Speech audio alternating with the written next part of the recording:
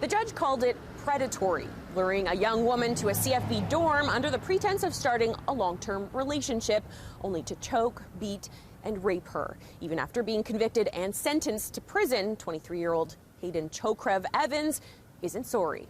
In October of 2022, 23-year-old Hayen Chokrev-Evans met the victim, whose identity is protected by a publication ban, on a dating app. On their second date, the victim came to stay with Chokrev-Evans, a non-commissioned member of CFB Esquimalt, at the base. After watching TV in the dorm room, Chokrev-Evans says he was going to the gym. When he returned, he immediately began assaulting her. He penetrated her mouth and vagina with his penis, hit her in the head and ears, choked her, and bashed her head against the wall, sending the victim in and out of consciousness. Following the assault, the victim had difficulty breathing, swallowing, and speaking for weeks. She had a lump on the back of her head. The bruising around her neck she tried to cover with makeup. After the physical came the psychological damage, depression, self-loathing, and a continued fear of being alone at night. Chokrev-Evans has not expressed any remorse.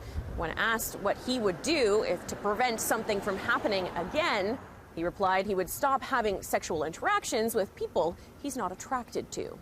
The judge says he has shown a total lack of understanding on the impact or seriousness of his behavior and little prospect of rehabilitating. On May 21st, the judge sentenced Chokrev-Evans to 3 years and 8 months in prison minus 138 days for time served. He'll spend 20 years on the sex offender list.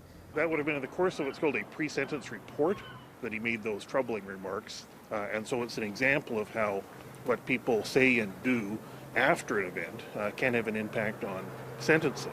The Department of the National Defense tell CHEK News he was on their payroll for the past 2 years of the legal proceedings, up until 6 days before he was sentenced, no longer a member of the Canadian Armed Forces as of May 15th.